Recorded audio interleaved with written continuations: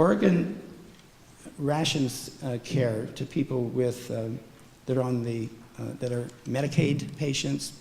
It's interesting that we had this Oregon Health Plan and assisted suicide come about the same time in the early 1990s, and the Oregon Health Plan limits the treatment with the intent to prolong cancer or to prolong survival. The terminology, at least for a while, they actually changed it a little bit now, but the terminology was that if you have a cancer diagnosis with a less than 5% chance of living 5 years, they're not going to pay for any treatment that will prolong your life. But they will pay for assisted suicide. And Barbara Wagner had the story, and the link, if you want to, when you get home, just go on your computer and type that link in, and you'll see what you're going to see now.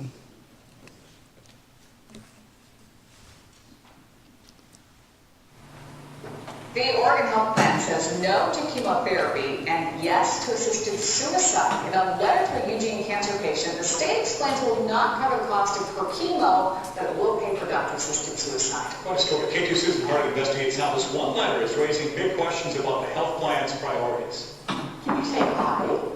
Oh, yeah. Right then, take off. Barbara Wagner has one wish for more time. I'm not ready.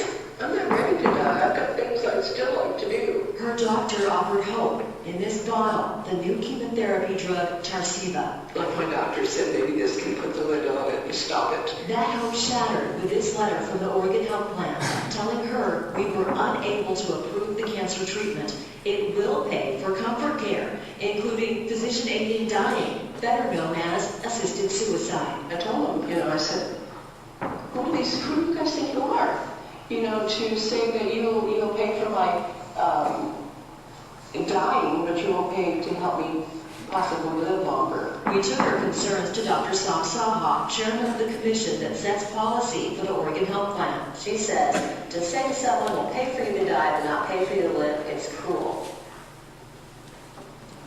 I don't think anyone's saying He's pretty uncomfortable there. I don't think anyone's saying that. That's, I think, maybe an unfortunate interpretation of the letter. Assisted suicide critic Dr. William Toffler calls the message disturbing. People deserve relief of their suffering, not giving them an overdose. And he says the state has a financial incentive to offer death instead of life. Chemotherapy drugs like Tarceva cost $4,000 a month. Drugs for assisted suicide cost less than $100. Is it cheaper to pay for somebody to die than to help them live? That is not a question that we think about. We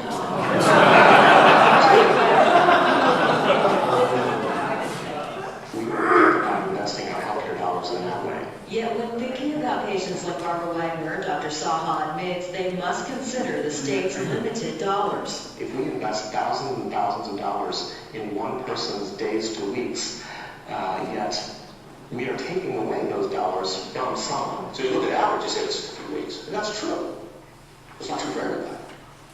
And some people have incredible responses. At the Willamette Valley Cancer Center, where Wagner gets her care, the medical director says the Oregon Health Plan has not kept up with the dramatic changes in chemotherapy. It could be denying somebody years of their life. Absolutely you could.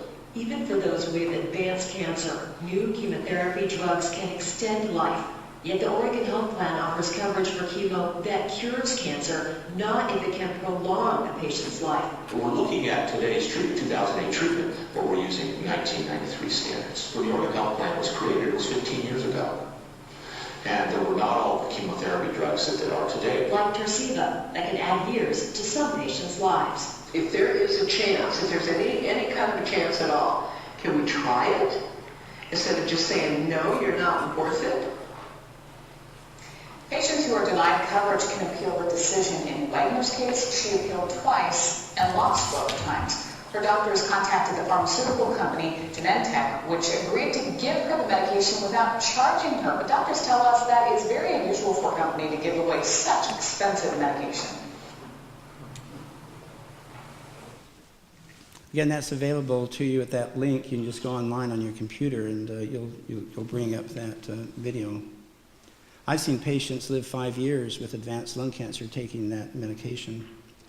We have the story of Kate Cheney that came out in 1999, and this was an article in the Oregonian, and the title is Mom Capable of Choosing to Die? And this is a rather extensive article, and the article actually came out about a month and a half after she died.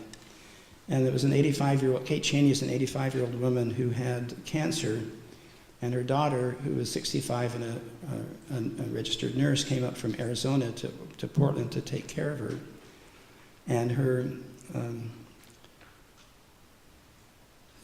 they went to a psychiatrist, and the psychiatrist said that Kate's choices may be influenced by her family's wishes, and her daughter may be somewhat coercive. She was turned down for the assisted suicide by the psychiatrist Linda Ganzini. Linda Ganzini is the most experienced psychiatrist regarding assisted suicide that we have in Oregon. And she determined that Kate Cheney was not capable of making that decision. She didn't have the mental capability of doing that. So what do you do when you don't like your doctor's advice? What does your daughter do if the daughter doesn't like the doctor's advice? You doctor shop. So her daughter's assertiveness about getting the lethal dose made the psychologist wonder whose agenda this really was. And in this way, assisted suicide is a recipe for abuse. Assisted suicide does not improve end-of-life care. The organization Last Acts in 2002 gave a report that Oregon had mixed ratings in terms of end-of-life care. In several aspects of palliative care, Oregon received lower grades than many states that ban assisted suicide. And researchers found that the patients dying in pain had increased since the legalization of assisted suicide. Well, what about suicides? You need to realize that because of the way the law was written in Oregon, assisted suicide is not included in what we would call suicide statistics. But Oregon has a high rate of suicide. It's more than double the rate of Massachusetts. Oregon's rate is 8th highest in the United States. It's been increasing since the year 2000.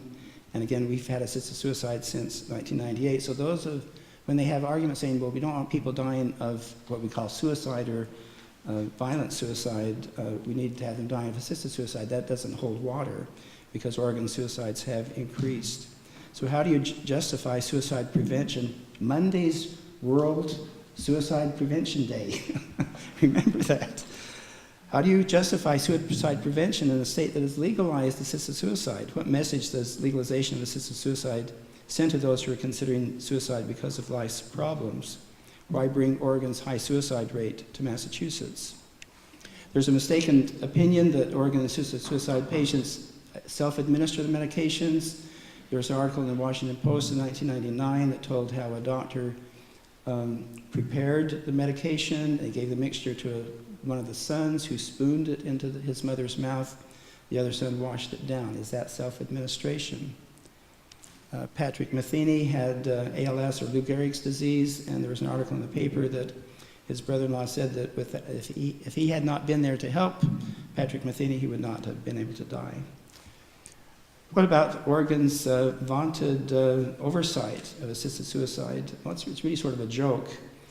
I asked the question, how much is it going to cost the state? Well, when Oregonians voted on it, the ballot measure said that there would be no cost to the state.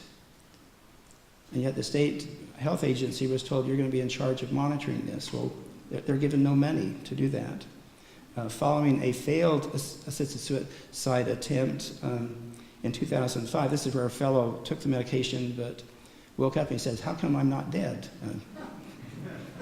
He actually, while he was in the coma, had received sort of a vision from God that told him that he had done the wrong thing.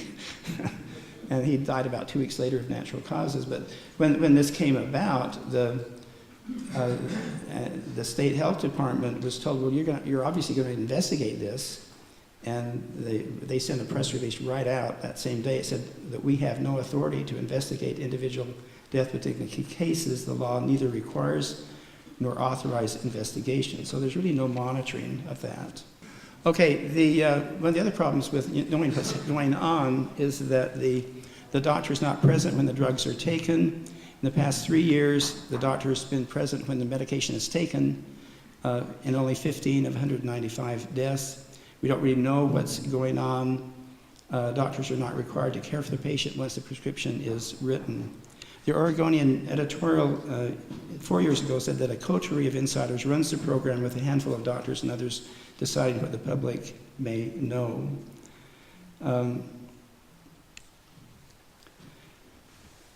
We have death doctors, or doctors that specialize in this, and there was an article that came out in 2009 showing that from 2001 to 2007 there were 109 doctors who wrote prescriptions for 271 fatal prescriptions.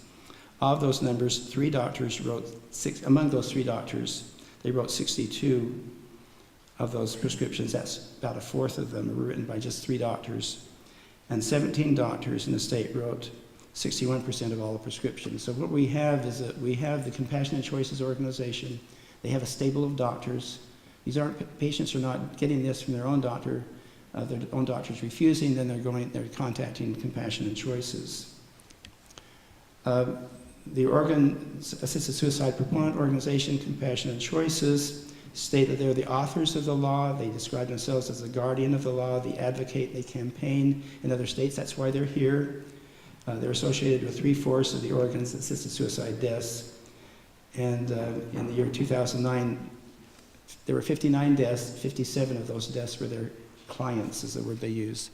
This is a graph showing the darker part of the graph are the Compassionate Choices patients. The lighter part of the graph are those that are not the Compassionate Choices patients. You can see what a death hold they have on assisted suicide in Oregon. Compassionate Choices, CNC, we call them conspiracy and control, CNC. They're like the fox in the proverbial chicken coop. In this case, the fox is reporting its story to the front. I mean, if you want to know what's going on, and it's like a banking company that controls those that report on or evaluate the banks. So the fox is reporting its story to the farmer regarding what's happening in the coop. CNC's non-physician executive director, who's an attorney, reported in 2007 that he had attended more than 36 assisted suicide deaths, even helping to prepare the drugs. The assisted suicide movement speaks of safeguards in the act, but you need to realize that these safeguards can actually be boundaries or fences, and they're a barrier to those that desire access. And this is really a fatal flaw. That we're told that these are people that are autonomous, that want their own autonomy. Well, what happens when a person with autonomy comes up against the boundary? We learned that unbounded autonomy has no boundaries. The boundaries around assisted suicide are elastic. They've stretched like a rubber band. They'll continue to stretch. The nature of unbounded autonomy leads ultimately to loss of autonomy. This was a cartoon in the New Yorker about 3 months after we had assisted suicide in Oregon, and it shows this couple probably driving up in a van from California to Oregon, and the driver saying, "Yes, Oregon's lovely, but we're just here for the suicide." This cartoon means something to me because look who's pumping the gas. It's a woman. It's illegal in Oregon for us to pump our own gas. If I got out of the car, went around to put the gas in my gas tank in my car or my truck, I'd be arrested because I'm breaking the law. We have to be assisted with our gas. We have to be assisted with our suicide. So what's ahead for assisted suicide? What do the proponents want? They've got it legalized in Oregon. They want to take it to other states, but what do they want in Oregon where it's already legal? They don't want a safe harbor for patients. Doctors should be required either to participate or have a duty to refer to a doctor who will participate. There should be no choice for doctors. They talk about choice, but they don't want doctors to have choice. I've been told many times that I should get out of medicine because I don't believe in assisted suicide. They want to eliminate the reporting requirements. They consider them to be burdensome. They want to extend assisted suicide and euthanasia to non-terminal and demented patients. They want to allow euthanasia and lethal injection. You can see what I've written. I'm just going to run over these. Okay, my story. This was 18 years before we had legalized assisted suicide in Oregon. At that time, this was in 1982, 30 years ago this year. And towards the end of May, my wife, who had advanced lymphoma that had spread from underneath her arm to her brain to her spine, she'd had a lot of chemotherapy, she'd had a lot of radiation, and we went to her doctor at that time to see, just what more could be done. We had 6 children at home. And the doctor said, really, there's really nothing more that can be done. And and I'm a cancer doctor, I was right in the middle of this. I was 42, she was 39. And the doctor, as we were leaving, said, I can write a prescription for an extra large amount of pain medicine for you. It was very subtly said. We said no, her pain, Shannon's pain was well controlled. And as I helped Shannon to the car, she said, Ken, he wants me to kill myself. It just devastated her that her doctor, her trusted doctor, would very subtly suggest that her life was no longer worth living. And it actually decreases, when you legalize assisted suicide, it actually decreases the trust between patients. We have people call us, because of our organization, call us saying, is my doctor a death doctor? Is he really taking care of me? Remember that Francis Peabody's dictum that the secret of the care of the patient is in caring for the patient. We use the Good Samaritan as an example of answering the question, who is my neighbor? But it's also a illustration of the caring doctor, health, hospital. So, as you know the story, a certain man going down from Jerusalem fell among thieves, which stripped him of his raiment and wounded him, leaving him half dead. And that's the phrase the Savior said, was half dead. A priest saw him and passed by on the other side. A Levite came and looked on him and passed by on the other side. My knowledge of the priests and Levites is that they would be unclean if they touched the dead body, and they didn't know if he was dead or alive because he was half dead. But a certain Samaritan, I hope the Savior doesn't strike me down with this, but this section is the revision of the parable. This is what you're facing. This is what we're facing in society.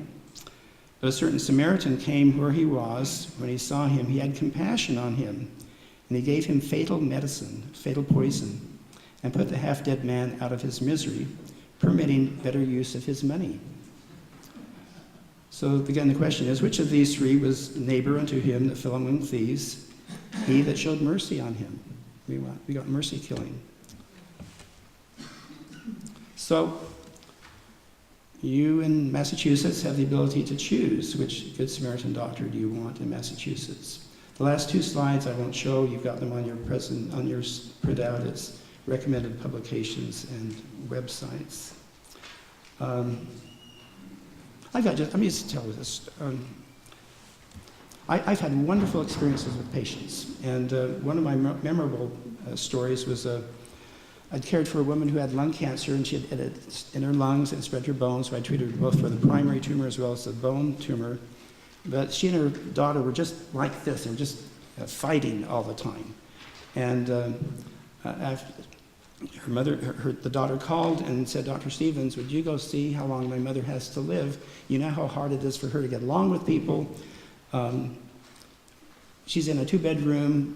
If we put her in a 1-bedroom where she'd be happier because she wouldn't be fighting with other people, we could do that for a month or 2, but we can't. But it costs twice as much. And I said, okay, so I went out and I evaluated her, and she's on oxygen, she's in a hospital bed, there's another lady next to her, and one of the things I said to her was that, you and your daughter really need to make up in your lives. And the next day I called the daughter, and I told the daughter, I don't know how long your mother has to live, maybe a month or 2, you can sort of make a decision if you want to move her to a different room. And I said, but you and your mother really need to make up. And about a week later, I received a call from the daughter, and she said, Dr. Stevens, the most wonderful thing happened. My mother died. I said, really? Tell me what you're talking about. And she said, well, I thought about what you said, and I wrote a love letter to my mother, and I took it to her. We reconciled. My mother said It was the most valuable thing that she had, and she was going to put it in a special place. She was going to take it to heaven with her. And then she died a few days later. So they had reconciled. And I think many times if we try to be independent, we don't have that opportunity for reconciliation. Again, I appreciate the opportunity to be here. Thank you.